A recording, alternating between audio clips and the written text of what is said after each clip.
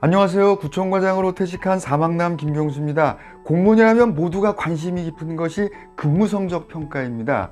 근무성적 평가 결과가 승진과 성과상여금 지급 등급에 결정적 영향을 주기 때문입니다. 그래서 근무성적 평가가 공무원에게 가장 예민한 부분이기도 합니다.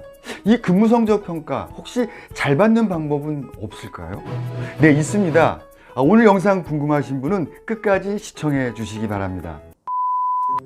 근무성적 평가는요, 매년 2회 6월과 12월 혹은 4월과 10월에 진행됩니다. 대부분 근무실적 평가와 직무수행 능력 평가가 평정자와 확인자에 의해서 평가됩니다. 자치단체를 예로 들면요, 평정자는 자신이 근무하고 있는 부서의 과장이고요, 확인자는 그 부서가 속한 국의 국장입니다. 모든 공무원이 근무성적 평가에 극도로 예민한 이유는 방금 전에도 말씀드렸지만요, 평가 결과가 자신의 승진과 성과상여금 지급에 결정적인 영향을 미치기 때문입니다. 근무성적 평가의 평가 항목과 절차를 잠깐 볼까요? 평가서에는 근무실적 평가, 직무수행 능력 평가, 그리고 평가자에 대한 종합의견평가, 이렇게 3개의 항목이 있습니다. 근무실적 평가는 단위 과제별로 매우 미흡, 보통, 우수, 매우 우수, 이렇게 5개 단계로 대상자의 역량에 따라서 평가자가 평가합니다. 과장이 이 직원의 역량을 제일 잘하니까요.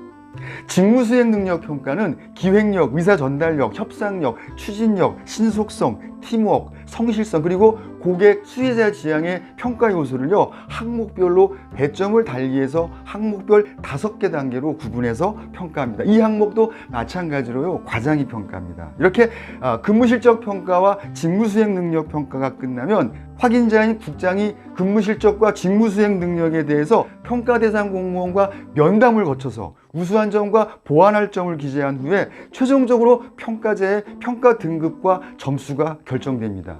이 과정에서요, 평가 대상 공무원이 자신이 일한 만큼 정당한 평가를 받으면 좋겠지만 사실 만족할 만한 평가 결과를 얻는다는 것이 여간 어려운 일이 아닙니다. 금평 때만 되면 전쟁터 같은 치열한 과정을 겪어도 자신의 입장이 반영될지는 미지수입니다. 나는 일도 열심히 했고 경평도 만땅이니까 잘 알아서 챙겨주겠지? 라고 손 놓고 있다가는 뒤통수 맞기 십상입니다. 평소에는 순한 양 같은데 때만 되면 여우처럼 돌변해서 여기저기 쑤시고 다니는 인간. 일은 제대로 안 하면서 몇 차례 승진해서 밀린 북박이가 금평 달라고 인상 찌푸리는 인간. 복병이 많아도 정말 많습니다. 각자 입장이 상대적이기 때문에 비난할 수도 없습니다. 거기에 초안을 만들고 다분히 입김이 작용하는 서무주임과 과장, 국장, 이 모두 사람이 판단하고 결정하다 보니까요, 평가 방식이 다분히 주관적이라는 것이 문제입니다. 최근 전라북도 직원 451명이 참여한 설문조사 결과를 보면요, 응답자의 85%가 금평과 성과상여금을 분리 운영해야 한다는 의견을 보였습니다. 그만큼 근무성적 평가에 대한 불신이 높다는 것을 반증하는 것입니다. 확인자인 국장이 평정 대상 공무원과 면담을 거쳐야 하는데 그렇지 못한 경우도 적지 않습니다. 기관장이 부서장에게 은근히 압력을 넣어서 자기 사람을 승진 배수안에 끌어넣는 일도 있습니다. 2020년 9월 근무성적 평정 결과를 당초에는요, 평정 대상 공무원이 신청하면 평정 등급, 평정 점수, 그리고 종합평정 의견에 한정해서 당사자에게 알려주던 것을 전면 공개하는 방향으로 지방공무원 평정 규칙이 개정되었습니다. 앞으로 얼마나 더 투명하고 객관적으로 개선될지 두고 볼 일입니다. 그렇다면 경우 없이 선배를 밟고 올라가는 짓 말고요, 그저 내가 노력하고 일한 만큼 근무성적 평가를 제대로 받고 싶은데 어디 방법 없을까요? 네, 있습니다. 있기는 한데요, 쉽지는 않습니다. 말씀드릴 3가지의 우선순위는 없습니다. 먼저 부서장의 신임을 받아야 합니다. 신임을 받는다는 것은요, 유능한 직원으로 인정받는 것입니다. 유능한 직원이란 일도 잘하면서 평소 반듯한 행실이 쌓여야 가능한 것입니다. 비록 아래 직원이라도요, 존경할 만한 성품이 있어야 한다는 것입니다. 하나가 예뻐 보이면 다른 짓도 예뻐 보이는 법입니다. 이것을 연쇄 효과라고 하지 않습니까?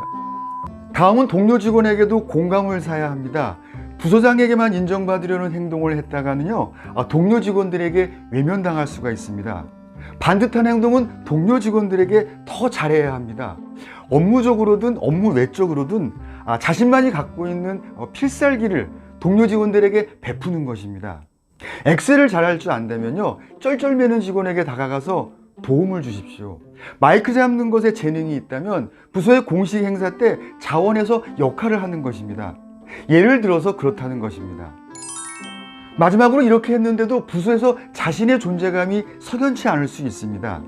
자기가 하고 있는 일을 어떻게든 관리자가 알 수 있게 해야 합니다. 일주일에 한 번씩은요, 주기적으로 과장과 국장에게 업무 보고를 하는 것입니다. 현안 사안이 발생하면 더 자주 대면해서 보고하고 상의해야 합니다. 보고거리가 없으면요, 쥐어짜서라도 만들어서 보고를 하는 것입니다. 아웃 오브 사이트, 아웃 오브 마인드라고 하지 않습니까? 수시로 대면해서 업무 보고를 해야 일 열심히 하는 줄 알게 되는 것입니다. 네? 과장 국장이 귀찮아하지 않겠냐고요? 관리자의 입장과 속성을 이해해야 합니다. 관리자는 늘 외롭습니다. 자기에게 말 걸어주는 직원을 엄청 좋아하거든요. 참 쉽지 않은 방법인 것 저도 알고 있습니다. 하지만 이 방법이 겉멋을 쓰지 않고 근무 성적 평가를 잘 받을 수 있는 정도의 길인 것만은 분명합니다.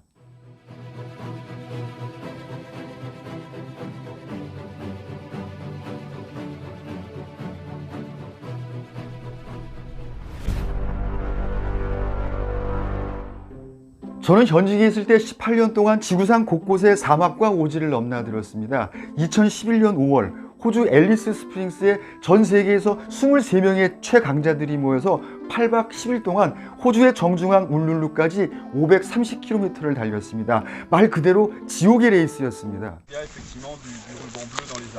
결코 뛰지 않으면 완주하기 어려운 세상에.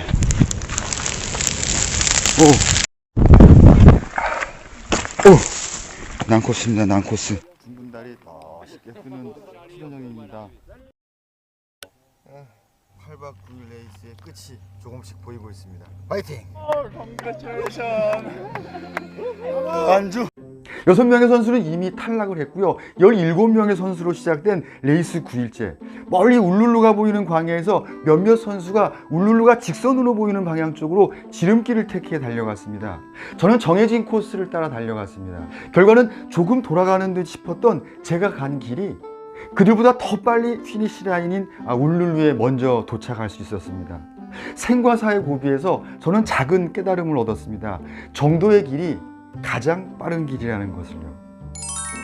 네, 오늘 영상 괜찮으셨는지요?